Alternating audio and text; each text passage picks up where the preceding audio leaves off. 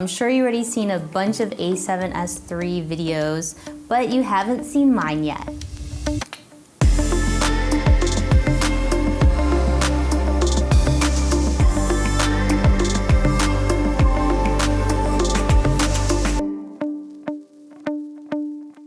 What up, A-fam? Thanks for stopping by. Kitty here with Atola Visuals. And today I wanted to do a story time with you. So, the a7S3 is here, huh? Now I'm not special enough to get it pre-launch, which is fine.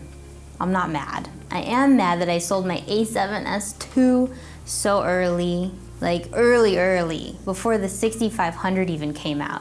Because this lady that was on one of my gigs said she had a special Sony connection and for sure it was gonna come out later that year. Well, 3 years later, here we are. This is why I have trust issues. Anyways, I asked Sony for a loaner as soon as we found out it was coming out, and I planned to shoot and edit this in that timely manner, but you know, you girls gotta pay bills. Know what I mean? They were nice enough, however, to loan it to me for 9 whole days, but that time went fast because before I knew it, I got an email from them saying, hey, you need to ship this back tomorrow. And I did what any normal person would do.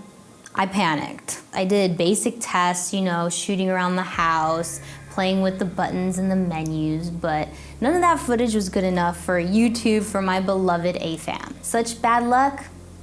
Maybe. So at 8 p.m. that night, I messaged Jason Sony Vong and I asked him if he got his a7S3 yet, because this was the week when all the pre-orders were finally getting shipped out.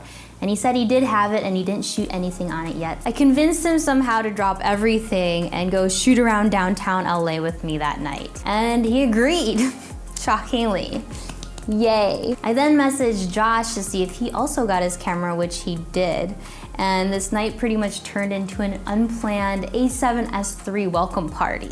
I was extra excited because I haven't been able to shoot with my friends since before COVID, and it's been a while. Look at that, Sony bringing people together.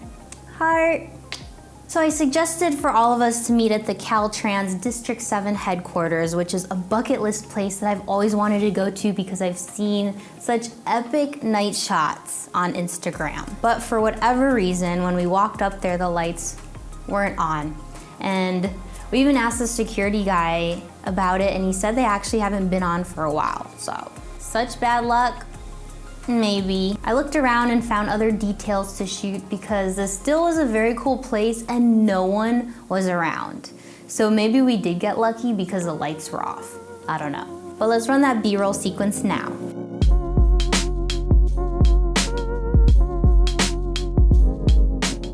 There was shattered glass that had amazing textures with the blue lighting, and I even shot through the glass to get Vivian on the other side.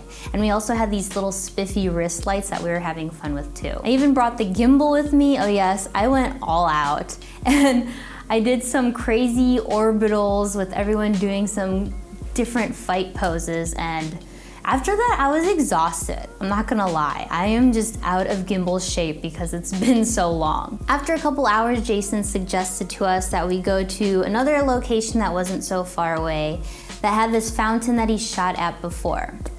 But when we got there, it was also not operating. Such bad luck?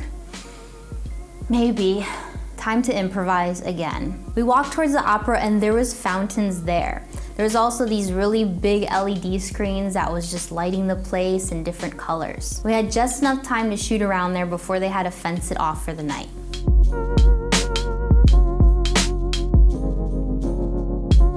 We walked towards City Hall and found this amazing lit staircase that Josh was splooging over the shots we were getting when I was walking up and down these stairs. Oh, fuck. And it was just hilarious. I just find it so amusing when my friends nerd out over the most epic shots that they find. On honestly, I didn't even know this place existed. I've never seen photos of it. So it was nice to randomly find it. Josh suggested to visit Lower Grand Avenue where they actually filmed the scene from The Dark Knight Rises. Where they filmed The Dark Knight. Oh, that one? I was down, of course. Jason, however, didn't eat dinner yet, so him and Vivian decided to go home. Lame. Anyways, we did our air hugs and then sent them off and we continued our journey. This was already after midnight at this point. To get to Lower Grand, you have to walk past the Broad Museum, which has, wow, beautiful architectural features, and I had to shoot these.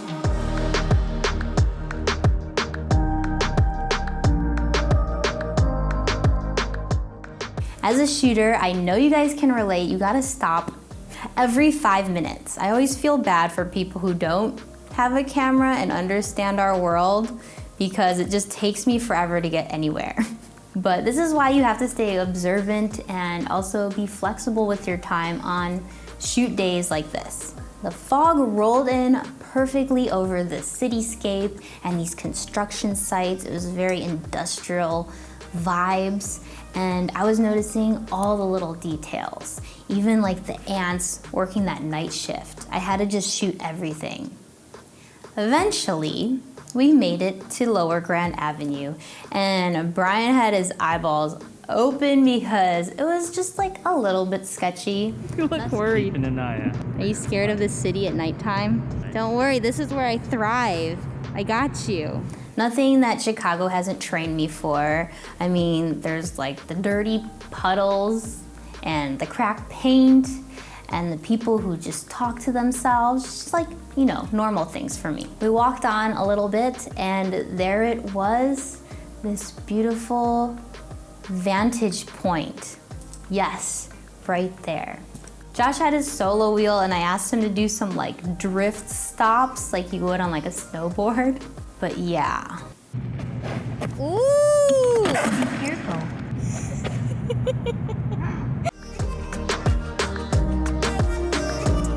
I feel like these shots turned out better anyways. I took some Gotham style IGs, of course.